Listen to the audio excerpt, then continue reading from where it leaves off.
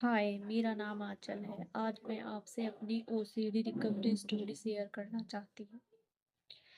जैसा कि मुझे बचपन से ही हर बात की बाल की खाल निकालने की आदत थी। हर छोटी छोटी बात का मतलब जानने की आदत थी और इसके साथ मुझे ओवर थिंकिंग भी होती थी।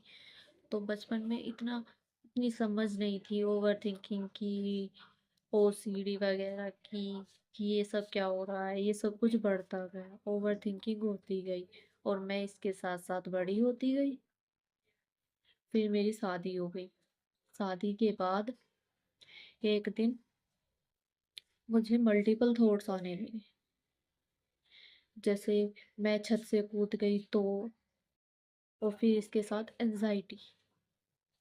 अगर मैं छत से नीचे देख रही हूँ तो मुझको थॉट्स आएगा कि मैं इस छत से नीचे कूद गई तो, और उसके साथ एंजाइटी और फियर।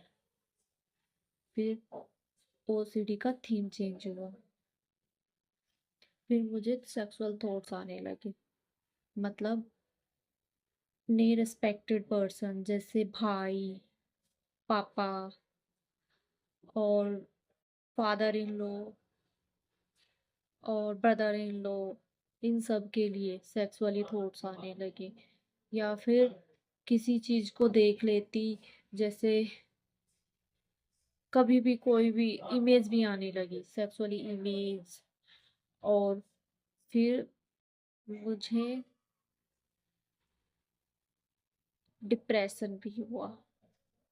मन करता था किसी से बात ना करूं, किसी किसी के साथ ना बोलूं, कहीं बाहर ना जाऊं, कोई काम ना करूं, और बस एक अंधेरा कमरा हो जिसके अंदर मैं पड़ी रहूं।